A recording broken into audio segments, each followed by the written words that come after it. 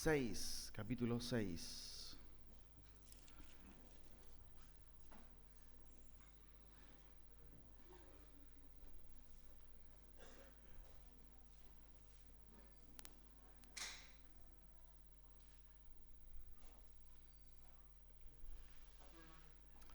Capítulo 6, ya se leyó la cita, ¿cierto? Pero quiero volver a leerla para que lo tengamos también en nuestra mente y después vamos a estudiar, ¿cierto? A ver qué es lo que el autor nos dice en esta porción de la palabra del Señor. Dice así: porque es imposible que los que una vez fueron iluminados y gustaron del don celestial, fueron ellos partícipes del Espíritu Santo y asimismo gustaron de la buena palabra de Dios y los poderes del siglo venidero y recayeron, sean otra vez renovados para arrepentimiento, crucificando de nuevo para sí mismo al Hijo de Dios y exponiéndole a vituperio.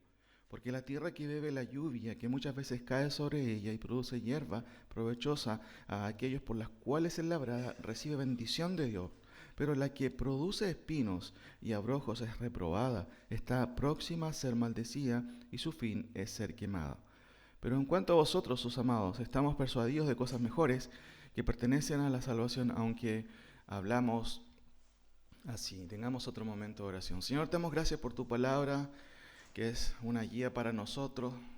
La misma dice que tu palabra es lámpara a nuestros pies, que ilumina nuestro camino.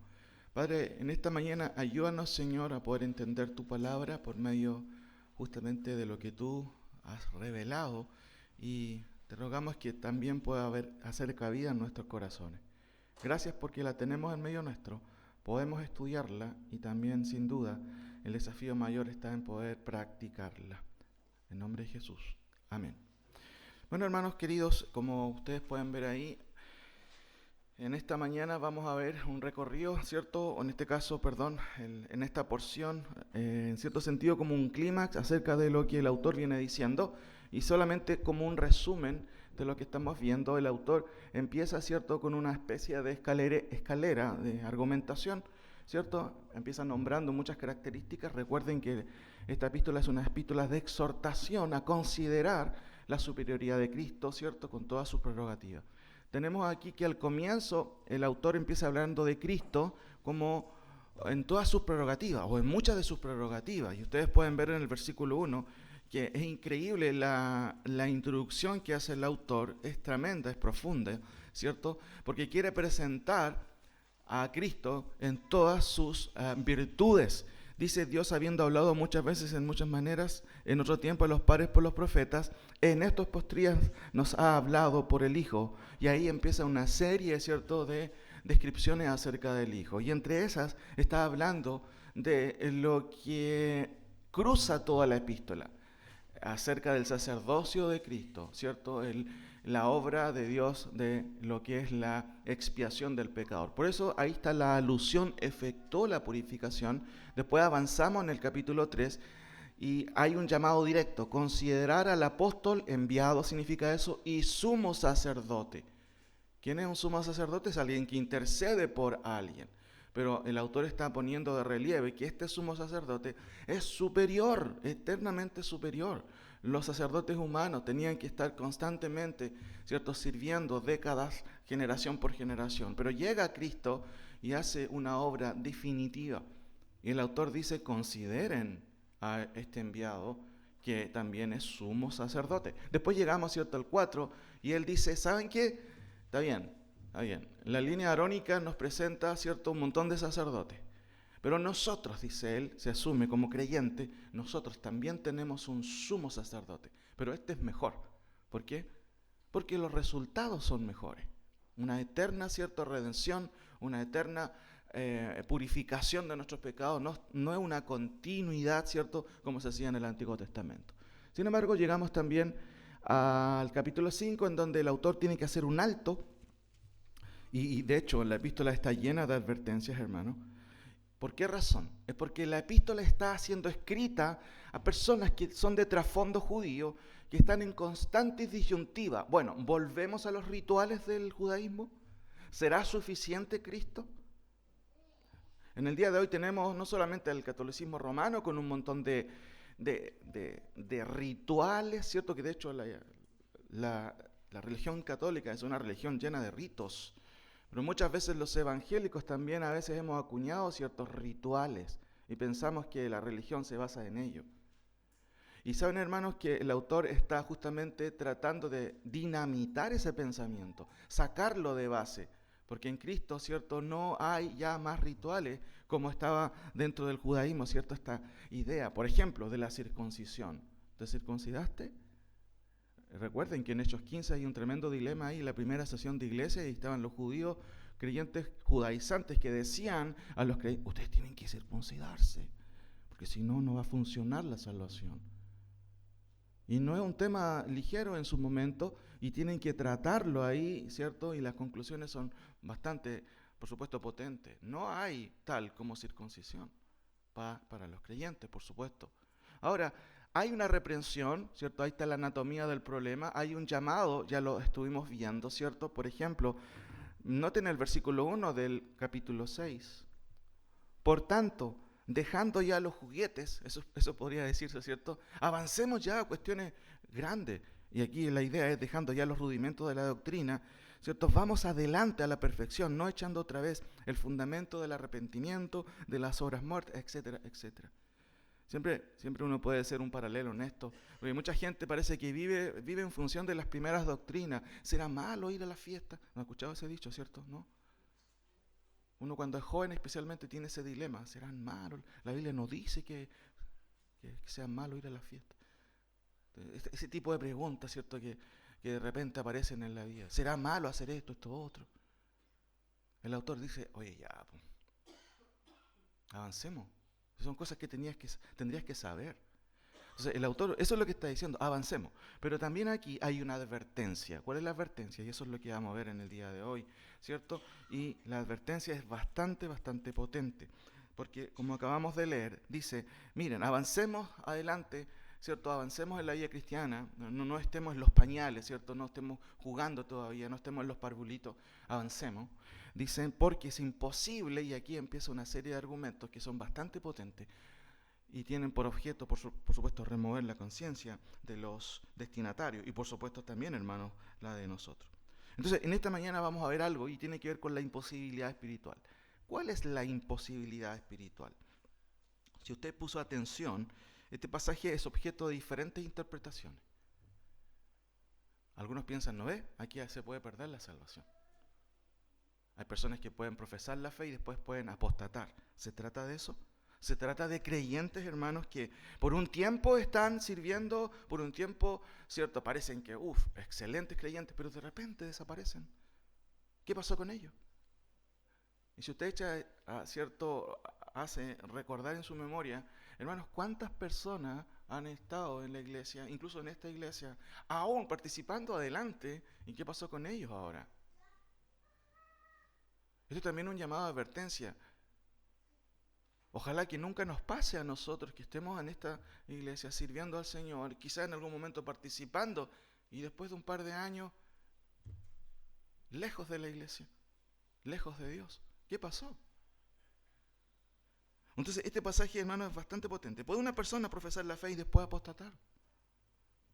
Por otro lado, obviamente, hermanos, si el autor está refiriéndose con estas descripciones, ¿de quiénes se trata? ¿Hay un perfil en este sentido? Ahora, antes, hermanos, de poder concluir algunas conclusiones, lo primero que hay que hacer es examinar el texto, ver qué es lo que dice el texto, para después ver cuál es el sentido teológico, a qué está refiriéndose el autor y cuáles son las aplicaciones para nosotros en el día de hoy. Entonces, vamos a hacer eso primero, ¿cierto? Vamos a ver el qué de este pasaje para después ver, bueno, ¿dónde aplica esto? ¿O cuál es la idea del autor?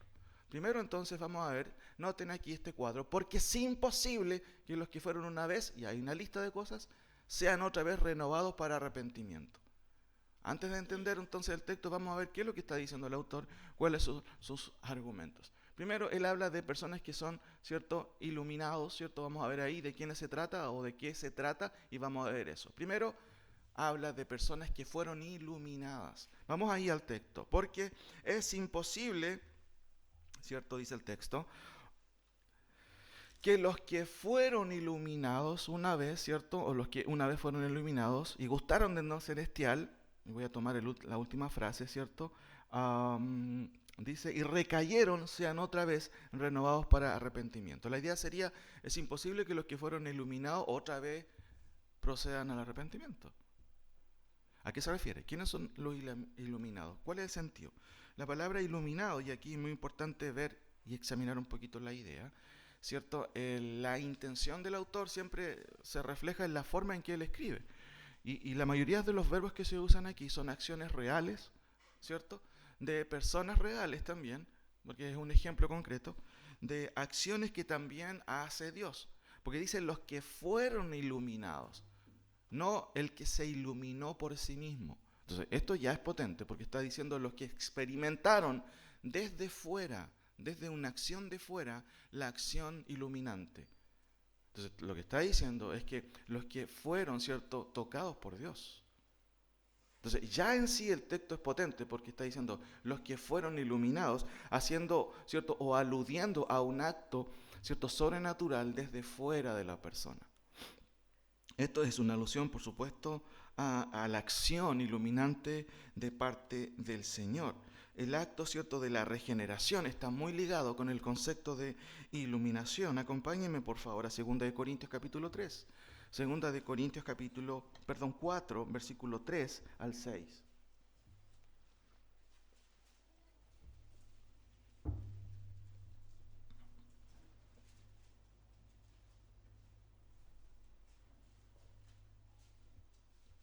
Es un tremendo pasaje acerca del Evangelio. Noten, voy a hacer algunas anotaciones en este versículo, leyéndolo y comentando también al mismo tiempo. Dice Pablo, escribiendo, ¿cierto?, acerca de la realidad del pecador, del incrédulo, porque si nuestro Evangelio está aún encubierto, ¿qué significa encubierto? Que no se ve, que está tapado, que está escondido, dice el texto. ¿Entre quienes? Los que se pierden está encubierto. Hermanos, ¿qué es el Evangelio? Hermano, la razón de ser de nuestra iglesia es el Evangelio. Es la muerte y resurrección de Cristo para nuestro bien espiritual, para nuestra, ¿cierto?, justificación, para nuestra redención. Funcionamos y nos movemos en torno no a la religiosidad que incluye, ¿cierto?, la liturgia, la música, o no sé, el hecho de juntarnos porque no tenemos nada más que hacer. No, la iglesia funciona en torno, ¿cierto?, justamente a este gran acto de parte del Señor de morir en la cruz, resucitar y al mismo tiempo perdonar a pecadores como usted y como yo. Esa es la razón de existir de nuestra iglesia. La base es Cristo. Nadie puede poner otro fundamento, dice Pablo también en otro pasaje. Y el Evangelio es la buena noticia, ¿cierto? ¿De qué? De que Cristo ha llevado a cabo una solución definitiva para nuestro pecado. ¿Lo creemos o no lo creemos? Y el mensaje del Nuevo Testamento es: creed y arrepentíos, ¿cierto? Constantemente, es una continuidad. Son imperativos presentes o presentes imperativos. Pasen todo el tiempo de su vida que les queda arrepintiéndose y creyendo en Cristo. Entonces, aquí lo que está diciendo el autor es que esta buena noticia, este milagro que cambia y transforma el corazón, está encubierto, está tapado. Pero ¿entre quiénes está encubierto? Leamos de nuevo. Dice, pero si nuestro evangelio está encubierto, entre los que se pierden está encubierto, ¿cierto? En los cuales el Dios de este siglo cegó, ¿qué cosa? El entendimiento de los incrédulos, para que no les resplandezca la luz del evangelio de la gloria de Cristo, el cual es la imagen de Dios. Qué tremendo lo que está diciendo Pablo. La gente, hermanos, que no conoce a Dios, no es que no tenga luz, está encandilada, pero con otro tipo de focos. Usted ha ido al campo y de repente se encuentra con un conejito y usted va de frente manejando y las luces que hacen encandilan al conejo y el conejo pasa a mejor vida, ¿cierto? La gente incrédula está ciega de su entendimiento, no ve, ¿cierto?, la luz resplandeciente del Evangelio y, como dice aquí el autor, no ve la gloria de Cristo. No le parece algo relevante, sigue su vida igual. Pero nosotros los creyentes, si hemos conocido el Evangelio, hermano, no nos encandilamos con las luces del mundo. que tienen, cierto, una durabilidad bastante, cierto, corta en torno o en relación a la luz de Cristo. Ahora, ¿qué está diciendo Pablo? El Dios de este siglo encandila a la gente para que siga ciertas luces que le llevan a la perdición. Pero hay una luz superior, muy superior, que encandiló, si quiero usar positivamente ese término, a los creyentes. Por eso que el texto dice: el Dios de este siglo cegó el entendimiento de los incrédulos, para que no le resplandezca la luz del Evangelio de la gloria de Cristo, el cual es la imagen de Dios. 5. ¿Qué debemos hacer? Y aquí Pablo responde a eso: porque no nos predicamos a nosotros mismos. Si, hermanos, si de este púlpito se predicara humanismo, secularismo, cualquier cosa, cierto, no sé, ritualismo, lo que sea, evidentemente sería un tremendo error. No sería un púlpito sano. Por eso que Pablo dice: porque no nos predicamos a nosotros mismos, sino ¿a quién? A Jesucristo como Señor y a nosotros como vuestros siervos por amor de Jesús. ¿Quién abre el entendimiento? ¿Quién ilumina al pecador? Versículo 6. Porque Dios, que mandó que desde las tinieblas resplandeciese la luz, es el que resplandeció en nuestros corazones. ¿Para qué cosa? Mire qué interesante. Iluminación, ¿cierto?, del conocimiento de la gloria de Dios en la faz o en el rostro de Jesucristo. ¿Quién abre el corazón? ¿Quién ilumina la mente? ¿Sabe que yo cuando estaba estudiando esto me acordaba del hijo pródigo? Porque el hijo pródigo es un ejemplo muy práctico de esto. Él dice: ¿saben qué? Ya estoy chato de tus instrucciones, papá, dame la plata, estoy chato de que me estés diciendo el horario que tenga que llegar a la casa, de seguir tus reglas, dame las lucas. Se va, hace lo que quiere, dice: ahora por fin estoy libre, nadie me pone de trabas, así que voy a hacer lo que quiera. ¿Cierto? ¿Y qué pasa con el hijo pródigo? Ustedes saben. ¿Dónde termina? Termina sin dinero, sin amigos y trabajando en un trabajo pero horrible para un judío, cuidando cerdos. Hermanos, muchas veces la gente no entiende de razón y tiene que llegar a lo más bajo para entender. ¿Te das cuenta que Dios tenía razón? Y en el fondo, ¿cierto? En realidad, Dios siempre tiene razón, hermanos, cuando Él nos habla en su palabra. El hijo pródigo está ahí, cuidando cerdo, algo pero totalmente denigrante para un judío, y en esa situación de repente, dice el texto que usa una frase que es muy interesante, dice: y volviendo en sí. Yo no sé si usted se ha desmayado. ¿Qué pasa cuando la gente se desmaya? ¿Cierto? Como que se desvanece y ahí la gente ahí haciéndole aire, ¿cierto? Trayendo no sé qué fragancias para que respire, y de repente la persona despierta, vuelve en sí. Bueno, hermano, eso es lo que pasa con un incrédulo cuando es salvado por el Señor. Es como que despierta y empieza a ver todo de una manera muy diferente y volviendo en sí. Es como que recuperaste el entendimiento. Y el hijo pródigo lo primero que hace es ser iluminado aquí, en la parte racional. Hermanos, cuando una persona realmente es salvo, no adopta prácticas rituales emocionales. Hay un cambio aquí racional de la mente. Mira las cosas desde otro punto de vista. Se da cuenta: ¿dónde estoy parado? Y reacciona en el acto.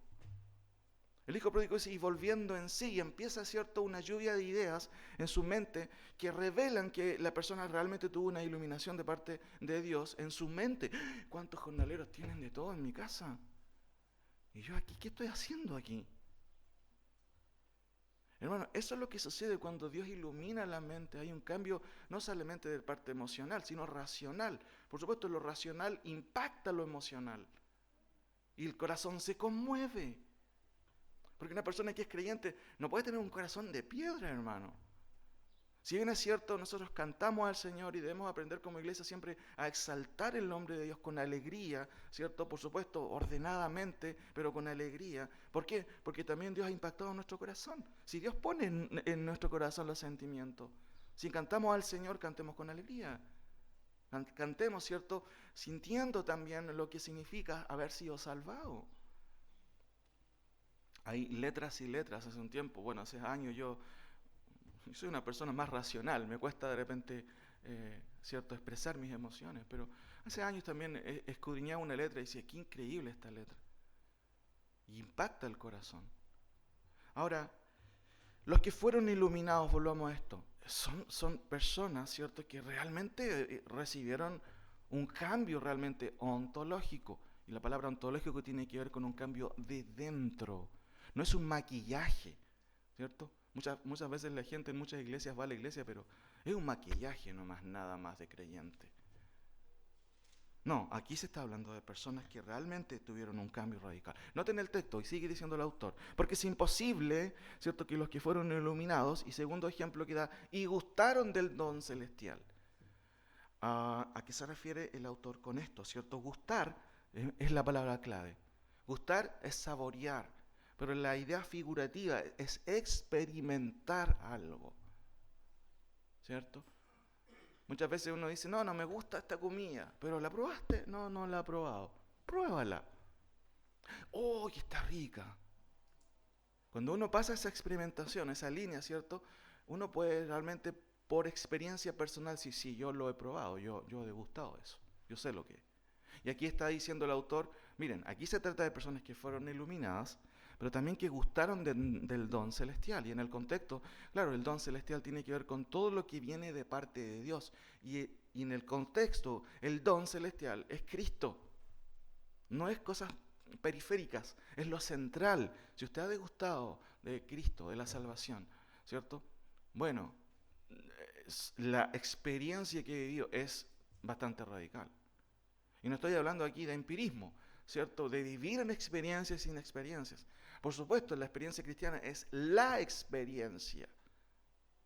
Hace años atrás estábamos en otra iglesia, asistíamos por una razón obvia, necesitábamos asistir a una iglesia y un predicador estaba diciendo ahí, Dios, y vamos a experimentar cosas grandes y tenemos que experimentar cosas grandes y se vienen cosas grandes. Yo decía, no hay más cosas grandes, ¿cierto? En el futuro, lo más grande sucedió hace 2000 años atrás, hermano, en la cruz del Calvario. No hay algo que supere esa experiencia. Siempre tenemos que volver a la cruz y encontrar ahí, hermano, la salvación, el evangelio, las buenas noticias para nosotros y para todos los creyentes.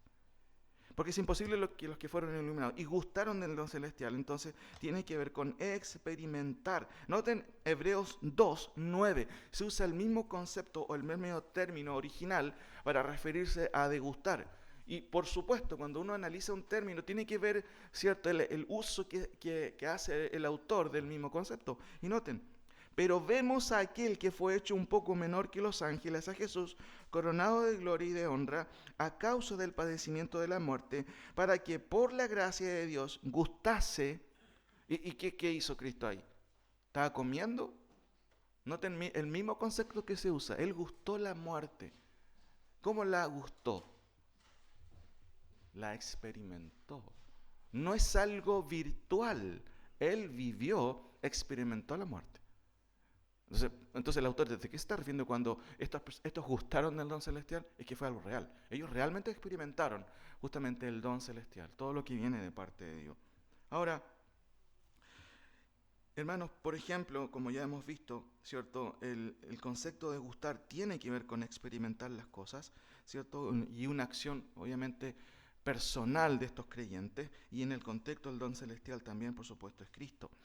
¿Qué más se dice de este caso o de la argumentación del autor? Porque es imposible que los que una vez fueron iluminados gustaran del celestial y fueron ellos partícipes del Espíritu Santo. Hermano, si alguien es hecho partícipe del Espíritu Santo, no puede no ser no creyente. Notemos algunas cosas ahí. Primero, ¿cierto? Y fueron hechos partícipes. La frase o la construcción de la frase también, ¿cierto?, se encuentra en voz pasiva. ¿Qué significa eso? Que no es una acción de las personas. Es una acción divina en la que entran a causa de una acción externa. Dios los hace partícipes. Y de hecho, en la salvación siempre, o en estos actos preliminares de la salvación, siempre es Dios el que va y el que viene en rescate nuestro.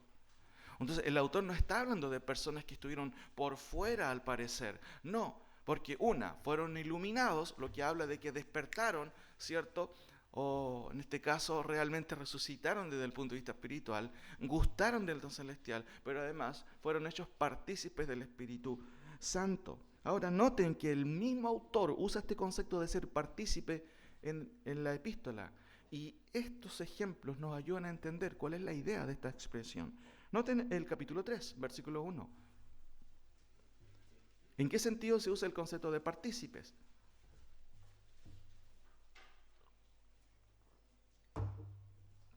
Por tanto, hermanos santos, noten, son calificativos, hermanos santos, y noten qué dice después. Participantes del llamamiento celestial. Usa este mismo concepto para referirse a incrédulos o a creyentes. Creyentes. Noten el versículo 14. Porque somos hechos, otra vez, participantes de Cristo, con tal que retengamos firme hasta el fin nuestra confianza desde el principio. Otra vez es una alusión a creyentes. Sáltese al capítulo 12, versículo 8. Capítulo 12, versículo 8. Pero si se os deja sin disciplina, de la cual todos han sido participantes, entonces sois bastardos y no hijos. El uso que el autor hace del concepto de participar o ser participante siempre se refiere en un contexto a creyentes. Cuando dice entonces que y fueron ellos participantes del Espíritu Santo, está hablando de personas que realmente experimentaron, hermanos, el don justamente del Espíritu Santo. Después dice, y asimismo gustaron de la buena palabra de Dios. Y uno hace un análisis un poquito más detallado. Lo que está haciendo el autor aquí es sumar argumentos, ¿cierto? Por medio, ¿cierto?, de la conjunción y, pero en el texto original usa una conjunción un poquito más fuerte que se puede traducir además. O sea, el argumento es fuerte, es como él está diciendo, ¿cierto? Porque es imposible que los que fueron iluminados y gustaron de lo celestial, ¿cierto? Pero además fueron hechos partícipes del Espíritu Santo y además, porque usa dos veces esa expresión, ¿cierto? Y además gustaron de la buena palabra de Dios, ¿cierto? Y los poderes del siglo venidero recayeron, sean otra vez renovados para arrepentimiento. Aquí se suma entonces la fuerza de la argumentación del autor y está diciendo, no te confunden, estoy refiriéndome a personas que realmente experimentaron justamente salvación. Ahora, ¿por qué razón? Se suma otro concepto. Y asimismo gustaron de la buena palabra de Dios. Gustar también es lo mismo. Experimentar, es saborear la palabra del Señor. Y hermanos, el poder de la palabra del Señor, de acuerdo al Antiguo o al Nuevo Testamento, es tremenda. ¿Se acuerdan lo que dice el Salmo 19? La ley de Jehová es perfecta. ¿Qué hace la palabra de Dios? Que convierte el alma, ¿cierto?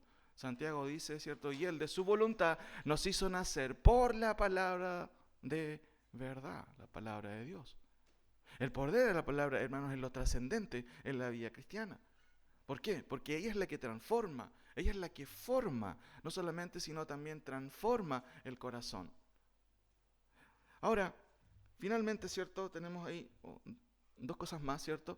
Y los poderes de este siglo. Noten que todas estas conjunciones van, ¿cierto?, reforzando la idea. Esta figura se llama polisíndeton en gramática, ¿cierto?, en retórica, cuando es poli, varios, síndeton, conjunción. Es una suma de conjunciones para reforzar un argumento. Esa es la idea. Entonces, para nada el autor está siendo superficial aquí. De hecho, usa otra estructura, se llama una estructura hipotáctica, ¿cierto? Ahí los gramáticos hablan de eso. ¿Qué significa eso? Que está muy bien hecho la argumentación para lograr un objetivo, ¿cierto? Muy bien estructurada. No quiere ser ambiguo el autor. Ahora, porque es imposible que los que una vez fueron iluminados, gustaron del celestial, además fueron ellos partícipes del Espíritu Santo y además asimismo gustaron de la palabra de Dios y los poderes del siglo venidero. ¿A qué se refiere con los poderes del siglo venidero? Hermanos, esto tiene que ver justamente con todos los actos milagrosos de parte de Dios. Y en el contexto también que está escribiendo el autor, está haciendo una alusión a los milagros de Cristo. ¿Por qué? Porque en el contexto, además de justamente la predicación del Evangelio, siempre fue autentificada por medio de milagros. Los milagros no tenían un objetivo, ¿cierto?, atemporal, no. Fueron dados como credenciales también para los apóstoles, ¿cierto? Para decir, miren, esta es la diferencia entre las falsas religiones. Es que lo que dice Cristo se cumple. ¿Se acuerdan en una ocasión cuando cuestionaron a Jesús que dijo, ¿y quién es este para perdonar pecados? ¿Se acuerdan? Y Jesucristo es tremendo ahí. Uno podría decir, fue hasta irónico, para que sepan que el Hijo de Dios tiene poder. No solamente le voy a decir que, ¿cierto?, que sus pecados son perdonados, sino que lo voy a demostrar diciendo, levántate y anda. ¿Y qué pasó? Él hizo dos cosas, ¿cierto?, que son cosas que solamente hace Dios. Perdonó pecados, pero dejó la boca abierta de todos, porque aparte de eso, le dijo, levántate y anda. ¿Y qué pasó? La persona se levantó. Demostró que él era divino por medio no solamente de lo que él decía, sino de lo que él podía hacer. Sin embargo, los milagros no tenían un propósito para toda la vida, hermano. No. Ahora, gustaron, ¿cierto?, también de los poderes del siglo venidero. Y hermanos, nosotros también hemos degustado de parte de los poderes del siglo, ¿cierto?, venidero. Del siglo venidero tiene que ver con lo que sucede de Cristo en adelante. Hermano, el milagro más grande que usted puede experimentar es la salvación, hermano. Como una persona que no busca a Dios, que va directo al infierno, de repente es cambiado y cambia de dirección, cambia su vida y ahora sirve al Señor. Hermano, eso no lo puede hacer ninguna institución. Nadie lo puede hacer, solo el Evangelio, solo Cristo. Por eso cuando usted piense en personas que conoce, ¿cierto?, que no conocen a Dios, valga la redundancia, ¿cuál es la solución para ello? Que conozcan el Evangelio, que conozcan a Cristo.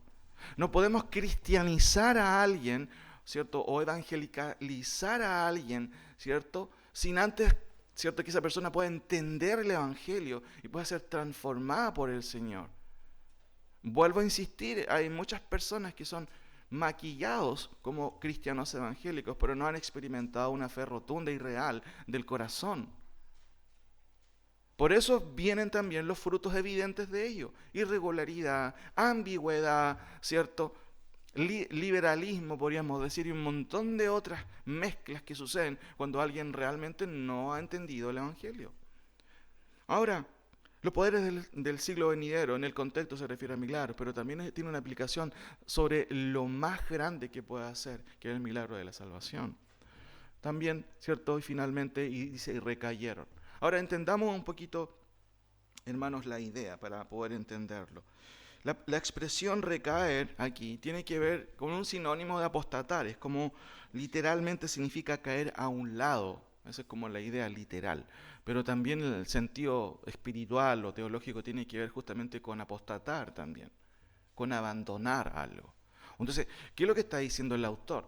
Porque es imposible que los que fueron una vez, y noten que la expresión una vez también es algo común en el autor, ¿sí o no? ¿Se acuerdan? ¿Cuántas veces Cristo hizo su sacrificio? Una vez por siempre, ¿cierto? Una vez para siempre, se repite muchas veces. Entonces, el autor está diciendo, porque es imposible que los que una vez fueron iluminados, gustaron de lo celestial, fueron ellos partícipes del Espíritu Santo y asimismo gustaron de la buena palabra de Dios, y además los poderes del siglo venidero y recayeron, sean otra vez renovados para arrepentimiento. Entonces, ¿qué es lo que está diciendo, hermanos, aquí el autor? Vamos con algunas conclusiones finales y también implicancias finales. Aquí tenemos lo primero. Usted puede leer ahí, yo se lo voy a leer. Dice, ¿de quiénes se trata o de qué se trata? El autor usa una forma retórica intencional para llamar la atención. Esto subraya la intención retórica del autor. No está diciendo que existan esta clase de personas, por el contrario, dice que es imposible que esto se dé. ¿De qué está hablando el autor? Es un caso hipotético. Es un caso hipotético por medio de justamente esta argumentación retórica especial. ¿Y por qué quiere hacer eso el autor? Miren, avancemos un poquito más. Aquí está la segunda explicación. Es un caso hipotético de un caso imposible. De hecho, el texto lo está diciendo, porque es imposible. Es imposible que tú hayas experimentado esto y quedes igual. Eso es lo que está diciendo el autor. Leo aquí, es un caso hipotético de una imposibilidad con intención retórica. La cuestión retórica tiene que ver con la forma de exponer o argumentar, ¿cierto? Los padres tenemos que aprender retórica cuando tenemos que mandar a nuestros hijos, ¿cierto?, a hacer las cosas. Tienes que hacer la cama. Y ahí aplicamos nuestra retórica, ¿cierto? No sé si nos va bien con nuestra retórica, ahí tenemos que practicar más, ¿cierto? Algunos. Pero miren, aquí en el contexto, él está usando una argumentación retórica, muy sofisticada, para llamar la atención, ¿cierto? Por eso es hipotético y esto lo establece con la primera cláusula. Noten, por favor, cómo empieza, de hecho, ya lo he dicho, versículo 4. Porque es imposible. Ahora notemos cómo el autor usa esta palabra en el contexto. Miren, acompáñenme, por favor, ahí al versículo 18, 6, 18.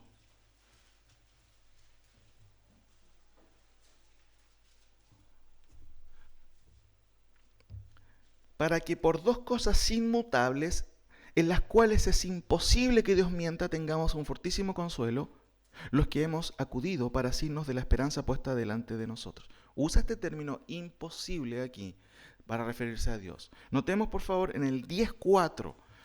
10.4, por favor.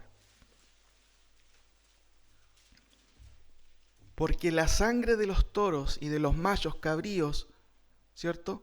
Dice nuestra versión, no puede. Y la palabra literal, adunatos o adunatos, es la misma en nuestro versículo, capítulo 6, versículo 4. Es la misma, pero aquí se traduce no puede. La versión de las Américas traduce imposible.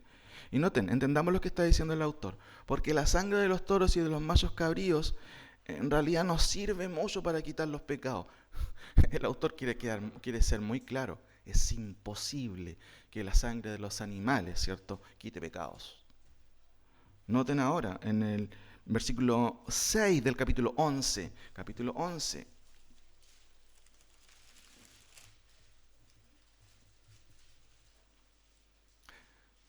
Pero sin fe es imposible agradar a Dios. Entonces, hermano, cuando nosotros estudiamos la palabra oración, tenemos que entender el pensamiento del autor, cómo usa estos conceptos, ¿cierto? Y cómo quiere, ¿cierto?, por medio de estas palabras también llamar la atención. Entonces, ¿qué es lo que está diciendo el autor? Volvamos a nuestro capítulo, miren. Es claro lo que está diciendo el autor. Es claro, y la idea es, bueno, aquí está presentando un caso hipotético, claramente, pero ¿por qué razón lo está presentando? Vuelvo a decir, ¿cómo empieza el autor? Porque es imposible que suceda este hecho, que suceda esta situación, ¿cierto? Recuerden, no está hablando de alguien que experimenta superficialmente la fe. Está hablando de personas que realmente experimentaron todas las características que hacen de una persona, ¿cierto?, creyente, genuina y de verdad. Tercero, ¿cierto?, el autor está tratando de aplicar, o está aplicando el desfibrilador a los oyentes, ¿cierto? Esta máquina que usan en el hospital cuando la persona ya está muerta, ¿cierto? ¿Qué hacen ahí los médicos? Ocupan una maquinita para ponerles corriente para que despierte. En el fondo el autor como que está haciendo eso, está aplicando esta maquinita, ¿para qué? Para que los oyentes despierten, para que vuelvan, ¿cierto?, a entender. Es una descarga eléctrica teológica. Como dice el profesor Bayer, en cierto sentido se trata de un susto serio, pero saludable. ¿Ha tenido sustos saludables? ¿Cierto? Bueno, el autor quiere hacer eso. Está aplicando una descarga eléctrica teológica para que los oyentes no divaguen en sus pensamientos. No empiecen con excusas, bueno, es que lo que pasa. Está haciendo un llamado a que despierten. Ahora, hermanos, déjenme terminar con algunas implicancias para nosotros. Entendemos que aquí el autor no está refiriéndose a creyentes verdaderos que caen. Eso es imposible. Eso es lo que está diciendo el autor. ¿Por qué? Porque la argumentación de él es otra. Ahora, notemos por favor, hermanos, algunas implicancias y con esto ya voy terminando, ahí, ¿cierto? Ahí el autor está ofreciendo implícitamente un parámetro autoritativo también, este otro punto que me falta aquí. Aparte, ¿cierto?, de qué se trata toda esta porción, el autor está ofreciendo implícitamente un parámetro autoritativo para distinguir entre una fe genuina de la fe espuria o falsa. Porque muchas veces uno puede decir, ¿será creyente esta persona? Sí, pero yo lo vi, estaba llorando cuando aceptó al Señor y no, yo creo que sí. Siempre nosotros, hermanos, de repente cuando tenemos que analizar ciertas cosas, aplicamos muchos criterios para evaluar, ¿cierto? Y muchas veces nos olvidamos de que nuestro parámetro para evaluar algo debe ser la Escritura. Un mecánico, ¿en base a qué evalúa? En base a su experiencia y su conocimiento en mecánica. No, este auto tiene esto. Y los que nos damos de mecánicos muchas veces metemos la pata, ¿cierto? Ahí no, tiene que ser esto, ahí metemos la pata. Pero un mecánico tiene mucho más elementos de juicio para evaluar algo. Un médico también tiene que evaluar en base a qué. No a la cuestión empírica, sino en base a conocimiento también. Esto te pasa, esto puede pasarte en base a esto. Hermanos, nosotros cómo deberíamos evaluar a veces también la fe de alguien. Y no estoy hablando de juzgar a alguien, de condenarlo. De hecho, a quienes tenemos que juzgar primero o evaluar somos nosotros mismos. ¿Estoy dando evidencia de fe real? De hecho, Pablo eso es lo que dice a los corintios en 2 Corintios 13:5. Examinaos, dice. Examinaos para ver si están en la fe. Puede que ustedes estén pasando como creyentes, pero capaz que ni son creyentes. Eso es lo que está haciendo el autor. Y el autor acá nos está dando parámetros objetivos. ¿Por qué objetivos? O en este caso objetivos bíblicos para evaluar. ¿Será creyente? Vuelvo a insistir, hermanos, muchas veces nosotros evaluamos en base a, muchas veces a la experiencia, ¿cierto? Y no en base a la realidad. La realidad y la autoridad la trae la palabra del Señor. Noten el capítulo 6, en versículos 7 y 8. ¿Por qué crees que está ahí esos versículos 7 y 8? Noten. Es una forma también de poder justamente subrayar esto de que es imposible que pase esto. ¿Por qué razón? Bueno, ¿saben por qué? Dice el autor, porque la tierra que bebe la lluvia, que muchas veces cae sobre ella, y produce hierba provechosa a aquellos por las cuales es labrada, recibe bendición de Dios, pero la que produce espinos y abrojos es reprobada, está próxima a ser maldecida y su fin es ser quemada. Estas palabras recuerdan lo que dijo el Señor Jesucristo, ¿se acuerdan? De los falsos maestros. ¿Cómo conoceremos a los maestros? Por los seminarios en que salieron. ¿Se acuerdan? Por sus frutos los conoceréis. Y hermanos, miren, acompáñenme por un momento porque creo que es importante esto. Mateo capítulo 7, por favor.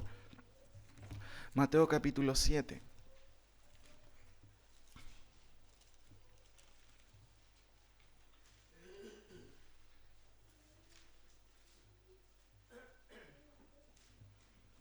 Versículo 13 en adelante. Noten el llamado que hace el Señor. Entrad por la puerta estrecha. Recuerden que Él está enseñando por medio también, ¿cierto?, de metáforas, por medio de ilustraciones, ¿cierto? Y Él dice, y de hecho este es un imperativo, entrad por la puerta estrecha, porque ancha es la puerta y espacioso el camino que lleva a la perdición, y muchos son los que entran por ella. Qué increíble, hermanos, que Jesucristo no diga, bueno, yo soy calvinista, así que no sé si ustedes pueden entrar a la salvación porque lo he elegido. Si bien es cierto, eso es bíblico, hermano, está la elección, la predestinación. Cuando uno va al Nuevo Testamento, uno encuentra cuestiones que son interesantes. No hay tiempo para eso porque el llamado es urgente. Entren, crean en el Evangelio, arrepiéntanse. No quiere decir eso que el hombre tenga libre albedrío, no. Pero no faltan muchas veces las personas que dicen, bueno, yo no sé, Dios sabrá. Dios ya dijo. Arrepentidos, sí, creed. ¿Se acuerdan lo que dice Hechos 17:30? Dios, habiendo pasado el tiempo de esta ignorancia, ahora, ¿qué dice? Manda a los hombres en todo lugar. ¿A qué cosa? Si pueden ahí, arrepiéntanse. No, arrepiéntanse. Hermanos, nunca el Evangelio tiene que ver con, bueno, vean ustedes si pueden hacerlo. Siempre el Evangelio es punzante, cree y arrepiéntete. Ahora, noten, entrar por la puerta estrecha porque ancha es la puerta y espacioso el camino que lleva a la perdición, y muchos son los que entran por ella. Versículo 15, guardaos de los falsos profetas que vienen a vosotros con vestidos de ovejas, pero por dentro son lobos rapaces. Y noten el 16. Por sus frutos los conoceréis. ¿Acaso se recogen uvas de los espinos o higos de los abrojos? Esto tiene que ver mucho con el contexto de la agricultura, del contexto de Jerusalén, ¿cierto? Israel, allá se dan ese tipo de árboles. Pero lo que está diciendo el autor es lo siguiente: Cristo, ¿acaso has visto que de los manzanos salgan sandía? ¿O sí? La pregunta es obvia, la pregunta es retórica. ¿Acaso se recogen uvas de los espinos? 17. Así, todo buen árbol es evidente, da buenos frutos, pero el árbol malo da frutos malos. 18. Noten los términos que usa el Señor. No puede el buen árbol dar malos frutos, ni el árbol malo dar buenos frutos. Cristo no está hablando de una imposibilidad. ¿Eres buen árbol? Tranquilo, vas a dar buenos frutos. Y desde el punto de vista espiritual, ¿Dios te salvó de verdad? Si Dios te salvó de verdad, vas a dar buenos frutos. Deja mencionarte un fruto, por ejemplo, el fruto de la obediencia. ¿Por qué este hermano nunca se somete? No, lo que pasa es que le falta discipulado, a lo mejor no, le falta más amor. Hermano, en los términos de Cristo no hay términos medios. Noten lo que dice: no puede el buen árbol dar malos frutos, ni el árbol malo dar buenos frutos. Y noten el 19, porque es lo mismo que está diciendo el autor de Hebreos. Todo árbol que no da buen fruto es cortado y echado, ¿dónde? En el fuego. ¿Vieron los subtítulos de ese versículo, no? ¿A qué se refiere con eso? La expresión echado al fuego, hermano, es una alusión al infierno. Ahora, volvamos a nuestro capítulo 6, porque toda la tierra que bebe lluvia, que muchas veces cae sobre ella y produce hierba provechosa a aquellos por las cuales es labrada, recibe bendición de Dios, pero la que produce espinos y abrojos es reprobada, está próxima a ser quemada y su fin es ser quemada. Es lo mismo está diciendo el autor. Por eso que es muy importante el punto 4. El autor está ofreciendo implícitamente, no explícitamente, ¿cierto?, un parámetro autoritativo para distinguir entre una fe genuina de una fe espuria. Eso es lo que está haciendo el autor. Miren, es imposible que pase esto. Que una persona realmente haya experimentado la fe, que recaiga, no, eso no sucede. Ahora, déjenme terminar, y aquí termino, hermanos, con algunas aplicaciones. ¿Cuáles son las implicancias para nosotros? Primero, lo puede leer ahí también. Si fuiste iluminado por Dios, no te encandilas con las luces de la oscuridad de este mundo. ¿Por qué? Porque ahora ves, hermano, ahora ves. Yo mientras hacía esto igual me acordaba de ejemplos ilustrativos para poder ser más claro todavía. Me acuerdo siempre que el pastor Teodoro, mi padre, ¿cierto?, me decía: tráeme tal herramienta, y yo no veía dónde estaba la herramienta. No sé si le pasó a otra vez. ¿No estáis viendo que está ahí? No sé si se le pasa a ustedes o no, ¿cierto? Parece que sí. O cualquier cosa, tráeme esta herramienta. Y yo no buscaba por todos lados. Lo mismo sucede cuando los hijos quieren pedir algo en la casa. No, está abajo. No lo veo, mamá. Está al frente de sus ojos, ¿cierto? ¿No estás viendo que está ahí? Hermano, muchas veces nosotros igual en la vida espiritual, si tú fuiste iluminado, entonces ahora ves. Ves que es una pérdida de tiempo gastar justamente tiempo en cuestiones que no tienen ni una trascendencia en este mundo. ¿Por qué? Vuelvo a repetir, porque fuiste iluminado por el Señor, aquí, en el entendimiento. Hay cosas que uno no tiene que explicar muchas veces, hermano, a los que son creyentes. ¿Por qué? Porque son creyentes, han entendido la fe. Si fuiste iluminado por Dios, vuelvo a repetir, ¿cuál es una de las aplicaciones que podemos hacer? No te encandilas con las luces de la oscuridad de este mundo. Hermano, si tú lees la epístola de Juan, esto es muy, muy decidor. Miren, acompáñenme. Primera de Juan, estoy terminando con las aplicaciones. Primera de Juan, por favor. Juan es súper claro esto, y aquí vemos claramente que de una u otra manera todos estos autores, el autor de Hebreos, la epístola de los Hebreos, el autor de, en este caso de la epístola de Juan, que es Juan, fueron al mismo seminario teológico, ¿cierto? Porque concuerdan en mucho de lo que dicen. Noten por favor aquí, en el versículo 7, capítulo 2, primera de Juan 2, versículo 7. Antes sí, capítulo 1, por favor, disculpen. Versículo 5. Este es el mensaje que hemos oído de él y os anunciamos. Dios es luz y no hay ningunas tinieblas en Él. Conclusión o aplicación. Bueno, si Dios es luz, ¿qué pasa con un creyente? Nota en versículo 6. Si decimos que tenemos comunión con Él y andamos ¿en dónde? Aquí se usa el sentido figurativo, ¿cierto? Andar en tinieblas es andar en el mundo, andar encandilado por otras luces. No significa que las tinieblas no tengan luz. Estoy usando estos conceptos figurativamente, pero miren el texto. Si decimos que tenemos comunión con Él y andamos en tinieblas, qué increíble, Juan. ¿Cómo tan cuadrado, Juan? ¿Qué dice Juan? Si tú dices, ¿cierto?, que tienes comunión con Él, pero tu vida demuestra todo lo contrario, Juan dice que eres un mentiroso. No hay términos medios. Mentimos y no practicamos la verdad. 7. Pero si andamos en luz, ¿cierto?, como Él está en luz, bueno, tenemos comunión con Él o unos con otros. Y claro, la sangre de Jesucristo nos limpia de todo pecado. Aplicaciones prácticas de esto. Noten, capítulo 2, versículo 7. 2:7. Hermanos, no os escribo mandamiento nuevo, sino el mandamiento antiguo que habéis tenido desde el principio, ¿cierto? 8. Sin embargo, os escribo un mandamiento nuevo que es verdadero en Él y en vosotros, porque las tinieblas van pasando y la luz verdadera ya alumbra. Versículo 9. El que dice que está en luz y aborrece a su hermano, ¿cuál es la conclusión? Nunca ha experimentado la iluminación de parte de Dios. El que dice que está en luz, no, si yo soy cristiano, evangélico, sí, yo voy a la iglesia todos los domingos, pero no puedes pasar a alguien en tu familia, no puedes perdonar, no eres creyente, simplemente no eres creyente. Y noten lo que está diciendo, el que dice que está en luz y aborrece a su hermano, bueno, está todavía en tinieblas. El que ama a su hermano permanece en la luz y en él no hay tropiezo. Pero el que aborrece a su hermano está en tinieblas y anda en tinieblas y no tiene idea dónde va. ¿Por qué? Porque las tinieblas le han cegado los ojos. Entonces, primero, hermano, si fuiste iluminado por Dios, primero, no te encandilas con las cosas del mundo.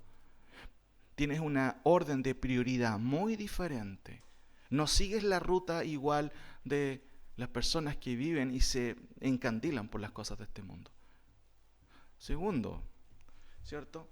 Si gustaste el don celestial, no pierdes el tiempo con los placeres del mundo. Nota en 1 Juan capítulo 2 también, versículo 15. ¿Por qué Juan tiene que llegar a decir esto? No améis al mundo, porque que uno puede decir, pero ¿cómo dice la Biblia? Porque de tal manera amó Dios al mundo. Y acá dice, no améis al mundo. Son cosas distintas. Porque aquí está hablando de la cultura mundana, ¿cierto?, de lo que marca la pauta en este mundo, la moralidad, ¿cierto?, los entretenimientos. Y claramente aquí lo está diciendo. No améis al mundo ni las cosas que están en el mundo. Si alguno ama al mundo, el amor del Padre no está en él. Pero Juan, ¿qué onda? ¿Qué sería el mundo? Versículo 16. Porque todo lo que hay en el mundo, los deseos de la carne, los deseos de los ojos y la vanagloria, el querer ser, es que yo quiero que me reconozcan, pues. Eso hay, eso no viene, hermanos, de la fe. Conversábamos con mi papá el otro día y esto sucede en todo orden de cosas. Y alguien decía, chuta, no me han reconocido todos mis años de servicio en la iglesia. Y nos acordamos con mi papá, ¿cierto?, con el pastor Teodoro. Hermanos, ¿quiénes somos nosotros para pedir reconocimiento? Si alguna vez, no sé, uno piensa como pastor, hermano, ¿qué me importa a mí si me reconocen o no? Yo voy a morir, Cristo debe ser glorificado. Pero noten, aquí tú tienes evidencias de si realmente estás encandilado con las luces del mundo. ¿Quieres tener una posición en el mundo? ¿Quieres ser reconocido? ¿Quieres una plataforma para brillar? Sí, hermano, si lo primordial, cuando tú llegas a la fe, Cristo dice, si alguno quiere venir en pos de mí, mata tu ego. Eso es lo que está diciendo el Señor. Cuando dice, si alguno quiere venir en pos de mí, niéguese a sí mismo. ¿Por qué cuando Cristo habla con el joven rico, cierto, le dice, todo esto lo he guardado? Mentiroso, no ha guardado nada. Bueno, haz algo, vende todo lo que tiene y dale a los pobres. ¿Y qué pasó ahí? Colapsó el joven, colapsó totalmente. Se fue muy triste. ¿Por qué? Porque eso era su ídolo. Entonces cuando Juan dice no améis al mundo ni las cosas que están en el mundo, porque todo lo que hay en el mundo, los deseos de la carne, los deseos de los ojos y la vanagloria de la vida no provienen del mundo, ¿cierto? Sino del mundo. Y 17, noten. Y el mundo pasa y sus deseos, pero el que hace la voluntad de Dios permanece para siempre. Hermano, esto es parte de la filosofía cristiana. Cuando tú estás entendiendo y eres iluminado en tu mente, tú no gastas tiempo ni dinero, ¿cierto?, en cosas que son triviales y son pasajeras. Hay un cambio radical. ¿Cuáles son las implicancias? Si fuiste iluminado por Dios, no te encandilas con las luces de este mundo. Si gustaste del don celestial de la salvación, quiero agregar eso, no pierdes el tiempo con los placeres de este mundo. Y hermanos, no estoy diciendo que no podamos disfrutar de todo lo que Dios nos da. Un lindo asado, ¿cierto? ¿Es un placer? Por supuesto. ¿Es malo? Por supuesto que no. Así que me invitan después. No. Así que hermano, compartamos, disfrutemos. Son cosas hermosas. Hay cosas que podemos hacer en este mundo. Pero el sentido de Juan aquí es otro. Si tú no puedes estar sin eso, estás mal. Tercero, ¿cierto? Si fuiste hecho participante del Espíritu, entonces deberías evidenciar el fruto del Espíritu, que es hablar en lengua, ¿cierto? No, el fruto del Espíritu no es todo lo contrario, es que controlas tu lengua, ¿cierto? Cuando discutes con otras personas, ¿qué es lo que sale de tu boca? Esto es increíble, hay gente que vive en función de esto y, una boquita que se gasta. ¿Cuál es el fruto del Espíritu? Gozo, ¿se acuerdan? Miren, vamos ahí. Solamente para que recordemos cosas que usted y yo sabemos, hermano, por favor. Gálatas capítulo 5.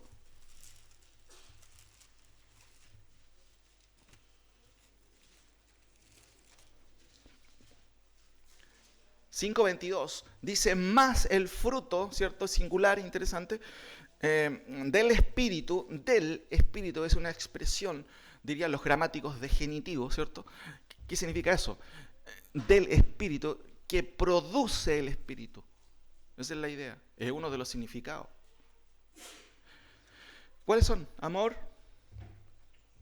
gozo, paz, paciencia, benignidad, bondad, fe, mansedumbre, templanza. Contra tales cosas, ¿cierto?, no hay ley. Miren, si uno examina solamente un par de ellas, amor, gozo, paz, paciencia, benignidad, bondad y fe, ¿cierto? Y noten la explicación del 24. Pero los que son de Cristo, ¿qué han hecho? ¿Quiénes son de Cristo? Pero los que son de Cristo han crucificado la carne con sus pasiones y deseos. Si gustaste, ¿cierto? Si fuiste hecho participante del Espíritu Santo, entonces no deberías evidenciar el fruto del Espíritu. Y una buena forma de hacerlo. ¿Dios ha trabajado realmente en mi carácter o yo soy el mismo de siempre? Cuarto, si gustaste de la buena palabra del Señor, entonces no quedas igual, porque la ley de Jehová es perfecta, que convierte el alma. Por eso es importante donde asistas, donde escuches la palabra. No es todo igual.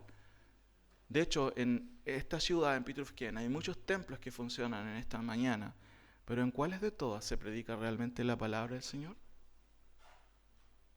A mí me entristece ver eso muchas veces, en templos que yo sé que no hay una predicación. Están llenos muchas veces. Bueno, para mí no es sorpresa. El Nuevo Testamento claramente también habla de eso y advierte de eso. Pero nosotros, ¿cierto?, tenemos muchos desafíos quizás para mirar hacia afuera. Y también es una exhortación para nosotros. Si gustaste de la buena palabra de Dios, entonces no quedas igual. ¿Por qué? Hermanos, porque la ley de Jehová es perfecta, que cambia el corazón. Ahora, quinto, si gustaste, ¿cierto?, de los poderes venideros, ¿qué es el poder venidero de la salvación? No hay nada de este mundo que pueda desenfocarte de amar y servir al Señor. Muchas veces uno se pregunta, y nuestros jóvenes, nuestros juveniles en esta mañana, ¿cierto?, de los que hay presentes, muchas veces se pueden preguntar, bueno, ¿cuál es el propósito de la vida? ¿Qué voy a hacer o a qué me voy a dedicar en esta vida? ¿Qué voy a estudiar? Y hermano, lo primero que uno tiene que entender como creyente es la vocación cristiana. Miren, Efesios capítulo 1, por favor. Voy terminando, Efesios capítulo 1.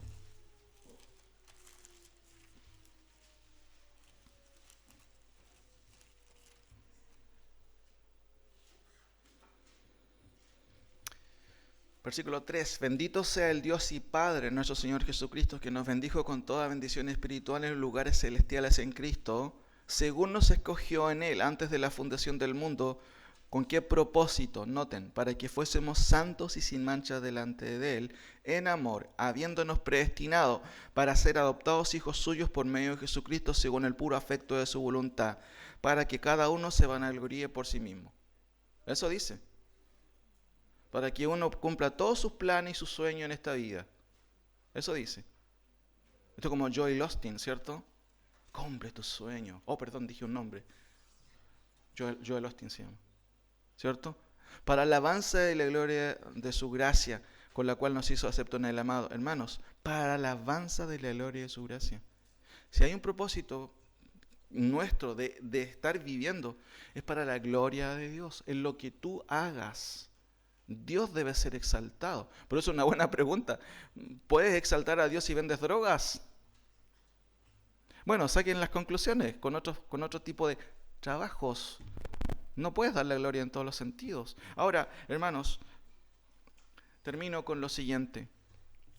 ¿Qué está haciendo el autor? El autor acaba de hacernos y darnos, como dice el profesor Bayer, un susto saludable.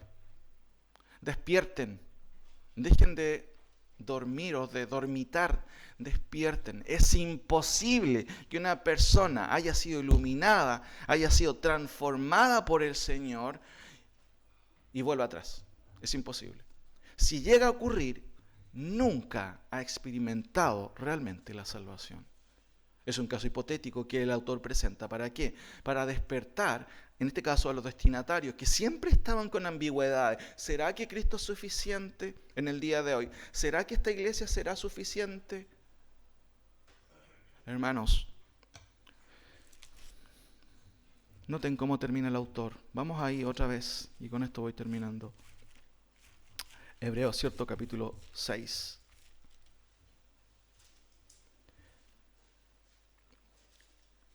Versículo 9. Y aquí está. Después de este tremendo susto saludable, el autor termina con esto, la conclusión alentadora.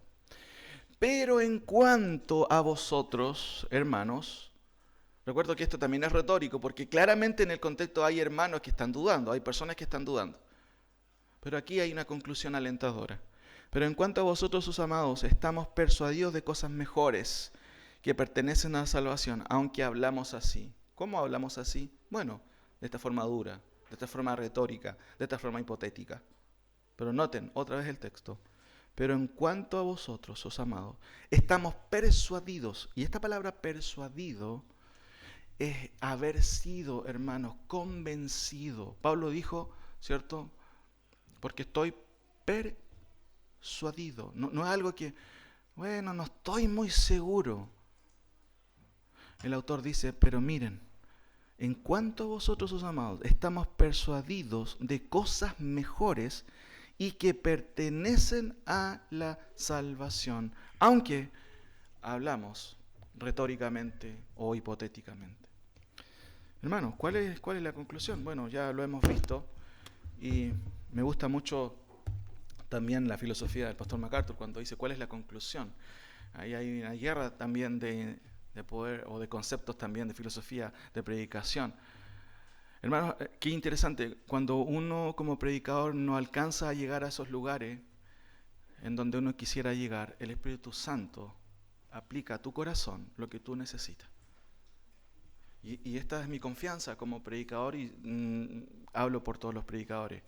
Humanamente hablando, a veces uno puede cometer errores, no acentuar en dónde, pero la palabra de Dios es viva y eficaz y llega a donde yo no voy a llegar nunca, ni ninguno de los predicadores acá va a llegar. Y gloria a Dios por eso. Hermano, ¿qué es lo que tienes que cambiar tú? ¿Qué es lo que tienes que hacer? para cambiar. Recuerda este pasaje, este susto saludable. Oremos al Señor. Señor, te damos gracias por tu palabra. Gracias que ella también no solamente nos muestra el camino, sino que también nos muestra el peligro de ir por otros caminos, Señor. Padre, gracias por ayudarnos, por despertarnos muchas veces del letargo o de esta ambigüedad que es propia de Satanás realmente. Todo lo que quiera apartarnos de ti es diabólico, Señor. No es una segunda opción, es una filosofía diferente, no, es diabólico.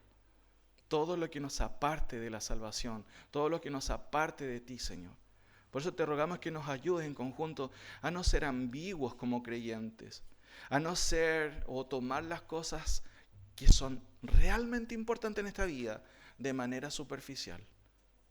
Muchas veces intercambiamos las cosas, valoramos lo que es superficial y dejamos a un lado lo que es trascendental. Padre, ayúdanos a poner en orden nuestra vida, porque no agradamos a un comité, a un directorio, a una iglesia, te agradamos a ti, Señor. Y eso, por supuesto, trae un buen testimonio para la iglesia en conjunto. Ayúdanos, Señor, por favor. En el nombre de Jesús. Amén.